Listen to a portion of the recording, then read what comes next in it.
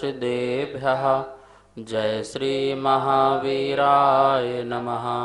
जय श्री परम्पराचार्य गुरुवे नमः। जय श्री उमा स्वामी गुरुवे नमः। जय श्री शांति सागर गुरुवे नमः।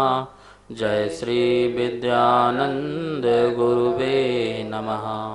मोक्ष मार्गस्य नेतारं भेत्तारं कर्म भूभृतां ज्ञातारं विश्वतत्त्वानां वन्दे तद्गुणलब्धये। मंगलं भगवान् वीरो मंगलं गौतमो गणी मंगलं कुंद कुंदार्यो जैन धर्मोस्तु मंगलम।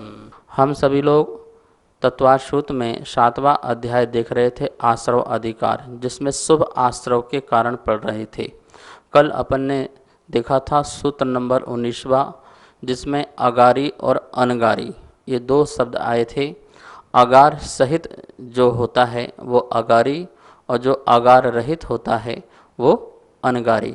आइए पहले इसी सूत्र को एक बार बोर्ड के माध्यम से देखते हैं और फिर आगे इसकी और व्याख्या करते हैं। सूत्र नंबर 19वां है आगार्य नगारस्य। आगार्य नगारस्य संधि करेंगे तो अगारी प्लस अनगारहा प्लस चा, या का ये हो जाएगा तो आगारी बन जाएगा, अनगारहा सा का विसर्ग हो जाएगा चा। आगारी और अनगारहा, अनगार, इस प्रकार से व्रति के दो भेद होते हैं। हमने कल देखा था आगारी जो होते हैं वो 8 जो मूल गुण उनके हैं उनका पालन करते हैं और साथ में ही जो उत्तर गुण हैं उनका भी पालन करते हैं। उत्तर गुणों में देखा था कि जैसे पूजा करना, दान देना आदि जो 53 क्रियाएं हैं उनका भी पालन करना ये उत्तर गुणों में आता है। यहाँ पर अपन देखेंगे कि जो अगारी है वो जिनेंद्र भगवान की देवशास्त्र गुरु की भक्ति भाव से पूजा करता है। आज हम उस अगारी के लिए समझाएंगे कि जो पूजा है किसे कहते हैं, कितने प्रकार की होती है और पूजा का क्या फल है। तो देखिए, पूजा जो शब्द है वो पूज धातु से बना हुआ है। पूज धातु जो होती है वो आराधना, पूजा, अर्चना, सम्मान अर्थ में आती है। इस पूजा में जैसे चरु, बलि, गंध, पुष्प, फल, धूप आदि अपनी शक्ति के अनुसार भक्ति से प्रकाशित करने का नाम अर्चना है। जो 8 प्रकार के जो द्रव्य हैं उन द्रव्यों के माध्यम से हम भगवान के जो गुणों की उपासना करते हैं, जो गुणों से अनुराग करते हैं और विशेष अंतरंग में बहुमान रखते हैं, प्रभु के प्रति जो सम्मान रखते हैं उसे हम पूजा कहते हैं। पाप क्रियाओं के त्याग करके पूजा में हम क्या करते हैं, जो हमारे अशुभ क्रियाएं हैं, संसार संबंधी जितनी अशुभ क्रियाएं हैं उन पाप क्रियाओं का हम त्याग करते हैं। परिग्रह को निषिद्ध करके उस समय हम परिग्रह से विमुक्त होते हैं। जो सांसारिक परिग्रह है विकल्प रहित होकर के, कौन से विकल्प है, परिग्रह और परिवार संबंधी जो विकल्प हैं उन विकल्पों से रहित होकर के निर्मल भावों से पूज्य की आराधना में मन वचन काय पूर्वक अष्टद्रव्य समर्पित करना, इसे अपन पूजा कहते हैं। पूजनम इति पूजः। पू यानी पवित्र होना, करना। पूजा में जो पू है वो पू धातु जो है, पू जो है उसका नाम है पवित्र। जा मतलब छोड़ना, त्याग करना।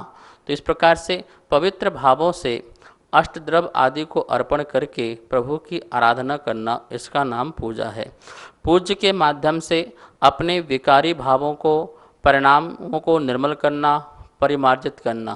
पूजा में हम पूज्य पुरुष को लक्ष्य बनाते हैं और उसमें अपने जो विकारी भाव हैं उनको छोड़ते हैं, परिणामों को निर्मल करते हैं, कषायों की मंदता करते हैं और इंद्रियों में आसक्ति कम करते हैं। पू आनी फटकना भी होता है, जैसे आप सूप से फटकने का कार्य करते हो और जो आसार वस्तु है उसे नीचे गिराते हो, जो सार है उसे अपने पास रखते हो। तो ऐसे ही पूजा के माध्यम से जो कुछ भी हमारे अंदर आसार है, जो गंदगी है, जो अशुद्धता है, जो विकारता है, उसको हम गिरा देते हैं। और जो सार वस्तु है, स्वभाव है, शांति है, सुख है, आनंद है, ज्ञान है, उसे हम रखते हैं। अर्थात पूजा जो है वो हमें त्याग भी और संयम भी सिखाती है। आचार्यों ने तो कहा है कि जो व्यक्ति पूजा करता है तो पूजा मात्र में उसके 6 कर्तव्यों का पालन हो जाता है। ऐसा उन्होंने कथनचित उपचार से घटित भी किया है। क्योंकि जिससे हम पूजा करते हैं तो उसमें देव पूजा हो जाती है, गुरु को स्मरण करते हैं तो गुरु पूजा हो जाती है, और बहुत ही ध्यान से हम करते हैं, शब्दों को समझ समझ के करते हैं और उसमें आनंद लेते हैं, तो चिंतन करते रहते हैं, तो हमारा स्वाध्याय भी हो जाता है। हम कुछ उसमें अपनी सामग्री को छोड़ते हैं तो हमारा त्याग भी हो जाता है, दान भी हो जाता है। उतने समय तक हम अपनी प्राणी संयम, वाणी संयम रखते हैं, तो इस प्रकार से संयम भी हो जाता है। और हम जितने समय तक पूजा करते हैं उतने समय तक हमारा जल आदि का, भोजन आदि का त्याग होता है, तो इस प्रकार से हमारा तप भी हो जाता है। और उतने समय तक आप बैठ के या खड़े होकर के एक आसन में आप पूजा करते हैं तो आपकी तपस्या भी हो जाती है। तो देखिए, एक पूजा मात्र करने से आपके सारे संयम, तप, त्याग आदि जो हैं वो आपके प्रकट हो रहे हैं, ये गुण आपके प्रकट हो रहे हैं। यह गुण के माध्यम से ही आप जो है अगारी से अनगार बन जाएंगे, साधु बन जाएंगे, वीतराग चारित्र को धारण करने वाले बन जाएंगे। इस प्रकार से जो आत्मशुद्धि का कारण है, तत्व ज्ञान को प्रकट करने वाला है, जिनेंद्र भगवान से जोड़ने वाला है। देखिए, पूजा करते समय हम जिनेंद्र भगवान से जुड़ते हैं, जिसके प्रति हमारे अंदर बहुत मान, बहुमान और सम्मान है। तो हम भी उन जैसे तो बनने के लिए बहुमान सम्मान करते हैं। जब हम किसी का आदर करते हैं तो उसका मतलब क्या है कि उनके अंदर जो गुण हैं वो हमारे लिए एक आदर्श हैं। मैं भी उन गुणों को प्रकट करूं, इसलिए तो हम बहुमान करते हैं, सम्मान करते हैं। ऐसे ही हम जिनेंद्र भगवान की जब पूजा करते हैं भक्ति भाव से, तो उनको स्पर्श करने का मौका मिलता है, उनके चरण स्पर्श करते हैं, उनका अभिषेक आदि करते हैं, और उनको देख कर के जो उनकी वीतरागता है वो वीतरागता को अपने में उतारते हैं। धन्य हैं ऐसे प्रभु जो वीतरागी हैं, जिनकी नग्न मुद्रा है, जो निश्चल भाव है, निष्प्रह भाव है, जिनकी दिव्य ध्वनि जन कल्याण के लिए कारक है। ऐसे वह प्रभु मेरे हृदय में सदा सदा विराजमान रहे, मैं इनके चरणों में सदा रहूं, ऐसी मंगल भावना हमारे अंदर उत्पन्न होती है। ये पूजा पाठ करने आदि से हमें प्राप्त होती है। इसलिए श्रावक के अपने जो उत्तर गुण हैं, उत्तर गुणों में हम देखते हैं कि भगवान का आराधना करना उसका प्रथम कर्तव्य बन जाता है। अर्थात हमें प्रतिदिन देव दर्शन और भगवान की आराधना जरूर करना चाहिए, पूजा आदि जरूर करना चाहिए। पूजाएं जो हैं वो अनेक प्रकार की होती हैं। जैसे एक पूजा होती है सदार्चन। सदार्चन पूजन का मतलब होता है जो नित्य पूजा की जाती है। नित्य पूजा हम प्रातःकाल उठ करके प्रभु के दर्शन करने जाते हैं और वहाँ पर अष्टद्रव्य के माध्यम से हम भगवान का आवाहन आदि करके जयमाल, विसर्जन, शांति पाठ और विसर्जन पूर्वक भगवान की हम पूजा करते हैं। वो सदार्चन पूजा कहलाती है, नित्य मह पूजा कहलाती है। और इसके अलावा और भी पूजाएं होती हैं, जैसे चतुर्मुख पूजा, कल्पद्रुम पूजा, सिद्ध चक्र पूजा, इंद्र ध्वज पूजा, ये जो हैं ये महापूजाएं कहलाती हैं। ये महापूजाएं भी विशेष अवसरों में की जाती हैं और यह श्रावक के लिए करना ही चाहिए। नित्य पूजा तो आप प्रतिदिन करते हैं, अपने धन का थोड़ा बहुत संग्रह करते जाइए और जीवन में एक संकल्प लीजिए कि अपने इस जीवन काल में एक हम महापूजा जरूर कराएंगे। चाहे वो सिद्ध चक्र हो, चाहे वो कल्पद्रुम हो, चाहे चतुर्मुख हो, चाहे इंद्र ध्वज हो, ऐसी महापूजा जिनेंद्र भगवान की ठाट बाट से कराएंगे। ये प्रत्येक व्यक्ति का मन में आना चाहिए। क्योंकि ऐसी महापूजा जो होती है उसमें आप अकेले नहीं करते हैं, आप पूरे अपने परिवार को, रिश्तेदारों को और समाज के लोगों को बुला करके सब सामग्री उपलब्ध करा करके और सुंदर से ठाट बाट से बढ़िया ही हर्षोल्लास के साथ उत्सव महोत्सव मनाते हुए जैसे अपनी सारी विभूति ही लगा दी हो, अपना वैभव पूरा सामने रख दिया हो। प्रभु आपकी पूजा के आगे ये वैभव बिल्कुल तुच्छ है, सब कुछ छोड़ने को तैयार है। तो इस प्रकार से वह महापूजा कहलाया करती है। सिद्ध चक्र आदि आपने देखा होगा, अब तो लोग मिलकर के करने लगे। वैसे एक ही परिवार सिद्ध चक्र विधान कराता है, एक ही परिवार इंद्रध्वज विधान कराता है। आजकल तो कमेटियां कराने लगी हैं मिल करके, मिल बांट करके। ठीक है, आप उसमें बैठ जाते हो, लेकिन आप अपना ये संकल्प रखो कि मैं पूरे परिवार को बिठा करके, रिश्तेदार समाज को बिठा करके एक महापूजा करूं। ये मेरे जीवन का बहुत बड़ा भाग और सौभाग्य कहलाएगा।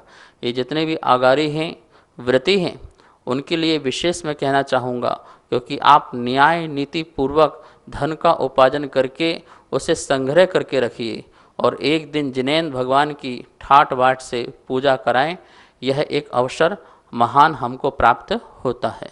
नमोस्तु आचार्य श्री। नित्य पूजा में जो सामग्री उपयोग करते हैं वो घर से लेके आनी चाहिए या फिर मंदिर की उपयोग करनी चाहिए? और अष्टद्रव्य के अलावा क्या नित्य पूजा में कुछ और भी आ सकता है क्या? महापुराण में 38वें पर्व में 27 और 29 नंबर का श्लोक आया है और इसमें इसका बहुत सुंदर समाधान दिया है। आचार्य भगवान ने कहा है कि जो आप सामग्री लाते हैं वो अपने घर से लेके आएं, अपने घर से सामग्री लाना चाहिए और वहाँ पर उस सामग्री से भगवान की पूजा करना चाहिए। प्रतिदिन अपने घर से जल, चंदन, अक्षत, पुष्प, नैवेद्य, दीप, धूप, फल, उत्तम से उत्तम पदार्थ जिनालय में लाना चाहिए और जिनेंद्र देव की पूजा करना चाहिए। आजकल हम लोग क्या करते हैं, मंदिर से ही सामग्री ले लेते हैं और पूजा कर लेते हैं। जैसे आप अपना भोजन शोध करके, देख करके बनाते हैं और उसे ग्रहण करते हैं, तभी आप बोलते हैं ये आहार जल शुद्ध है। आप मुनिराज को बोलते हैं ना, आहार जल शुद्ध है। कब बोल सकते हैं, कब अधिकारी हैं बोलने के? जब आप स्वयं अपने निज हाथ से शोधन करके बनाओ और आपको पता है कि ये वस्तु जो है सामग्री प्राशुक है, शुद्ध है, तो ये शुद्धि बोलने के अधिकारी हैं। तो इसी प्रकार से आप किसी के द्वारा बनाई हुई सामग्री को आप लेते हैं, जल आदि को लेते हैं, तो वो शुद्ध नहीं कहलाएगी। उसने शोधन किया नहीं किया, जल छाना नहीं छाना, प्राशुक किया नहीं किया, कैसे किया, तो इस प्रकार से अनेक प्रकार के शंकाएं मन में रहती हैं। तो इसलिए अपने निज हाथ से प्रतिदिन अपने घर से ही जो है सामग्री आदि लाने का विधान ग्रंथ में आगम में दिया हुआ है। ये तो अभी आजकल आपकी सुविधा के अनुसार मंदिर में ही नहाने की व्यवस्था, मंदिर में ही कपड़े की व्यवस्था, मंदिर में ही पूजन पाठ सामग्री की व्यवस्था, ये सब व्यवस्थाएं सुविधाएं आपके लिए की गई हैं, लेकिन ये आगम सम्मत नहीं है। आपके आसपास घर हो तो आप अपने वस्त्र पहन के आइए, शुद्धि से आइए, ज़मीन को देखते हुए आइए, भूमि शुद्धि करते हुए आइए, मतलब भूमि को देखते हुए आइए और अपनी सामग्री को ढाँक करके छन्ने आदि से स्वयं लेकर के आइए और जिनेंद्र भगवान की नित्य पूजा कीजिए। इसके अलावा महापुराण में और भी कहा है कि जो नित्य पूजा में आप और भी क्या क्या कर सकते हैं, तो कहा है कि भक्ति पूर्वक भगवान की प्रतिमा बनवाना, जिनालय बनवाना, ये भी नित्य पूजा में कहा गया है। और दान पत्र लिख करके, जैसा आप मंदिर के नाम से ये गांव, ये खेत और ये मकान, ये जगह आदि भी आप मंदिर के लिए भेंट कर सकते हैं। खेत आदि का भी दान देते हैं, ये भी सादार्चन कहलाता है। इसके सिवा अपनी शक्ति के अनुसार नित्य दान देते हुए महामुनियों की जो पूजा की जाती है वह नित्यमय पूजा है। ऐसा कहा है कि आप प्रतिदिन मुनिराज को आहार दान देते हैं, चौका आदि लगाते हैं, तो ये भी आपकी नित्य पूजा कहलाती है। तो इस प्रकार से अनेक ऑप्शन आचार्य भगवान ने दिए हैं, आप इन सब का पालन कर सकते हैं और ये आपकी सादार्चन जो पूजा है, सदा अर्चन मतलब नित्य मह जो पूजा है उसके अंतर्गत आ जाएंगे। दूसरी पूजा है वो चतुर्मुख पूजा है। ये चतुर्मुख जो पूजा है, जो महामुकुटबद्ध जो राजा होते हैं उनके द्वारा एक महायज्ञ अनुष्ठान किया जाता है। यही महायज्ञ अनुष्ठान ही चतुर्मुख पूजा कहलाती है। जो मुकुटबद्ध राजा जो होते हैं उनके द्वारा ये की जाती है। इसी को ही सर्वतोभद्र नाम की महापूजा कहते हैं।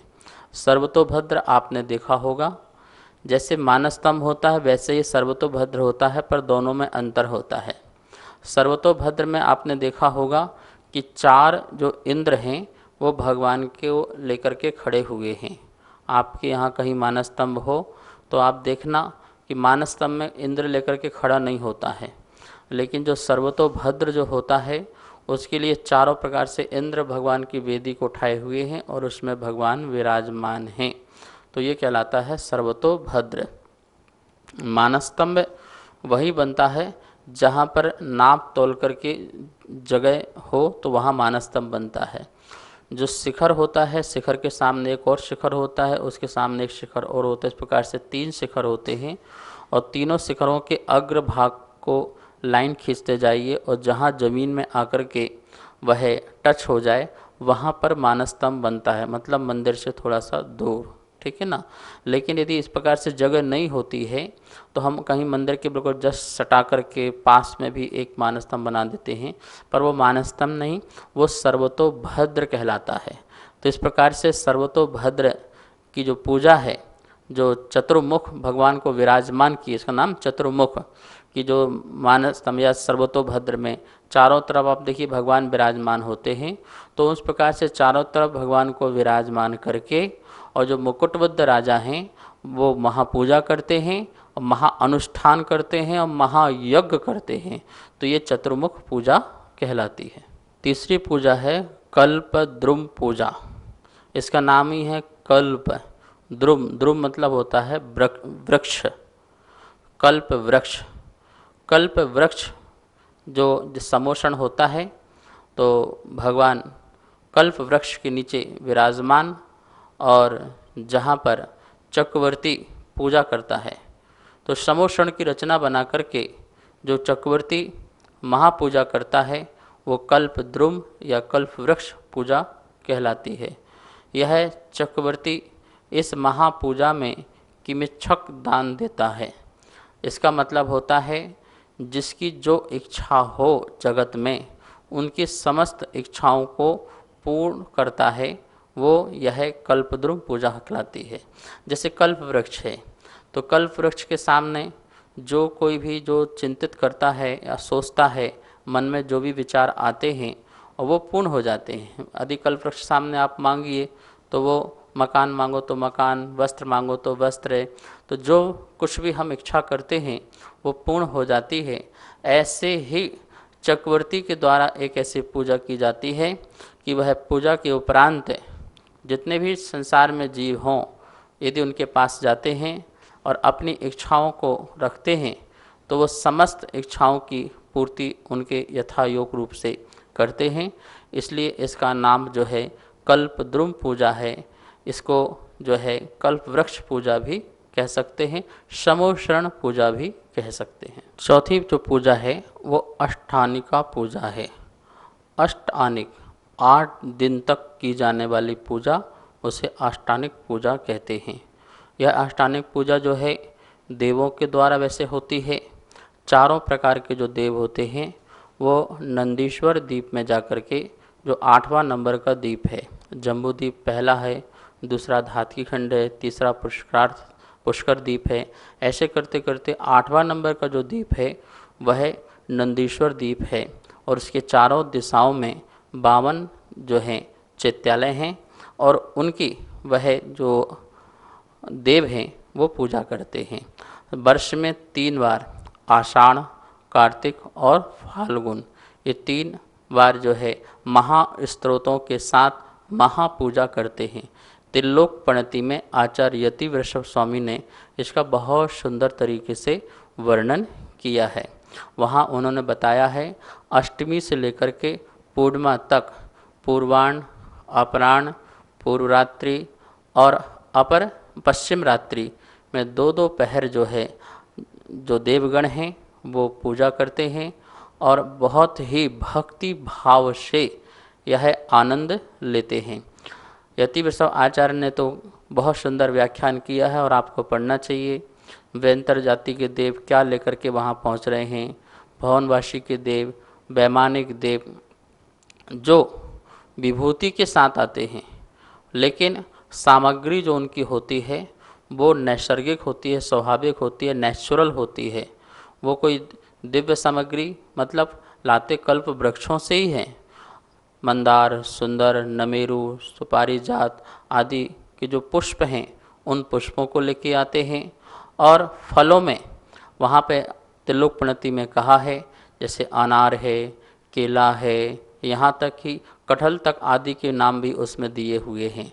तो इस प्रकार से कल्प वृक्षों से कोई व्यक्ति बोले कि वो तो विक्रिया से बनाते हैं और वो अपने दिव्य रत्न के, ऐसा नहीं होता है।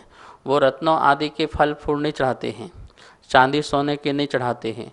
जो आप खाते पीते हैं ना, यही फलों को, यही फूलों को, यही पुष्पों को, यही गंध अक्षत आदियों को, यही चंदन आदि को, तो उनकी भी सामग्री यही होती है। और बस ये है कि वो कल्प वृक्षों से वैमानिक जो देव होते हैं वो अपने वहाँ कल्प वृक्ष होते हैं वहाँ से लेकर के आते हैं।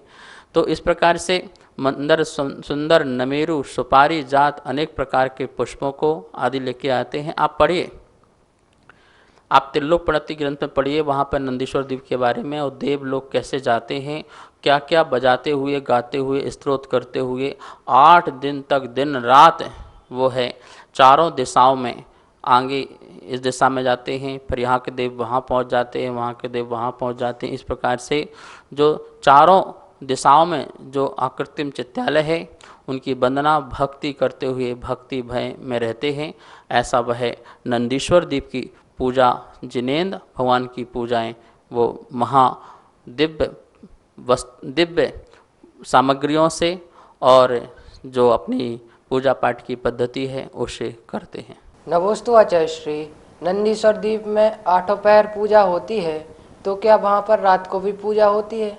नंदीश्वर द्वीप में 8 पहर भगवान की, जिनेंद्र भगवान की पूजा होती है और बहुत ही सुंदर वहाँ पर आनंद का उत्सव महोत्सव होता है।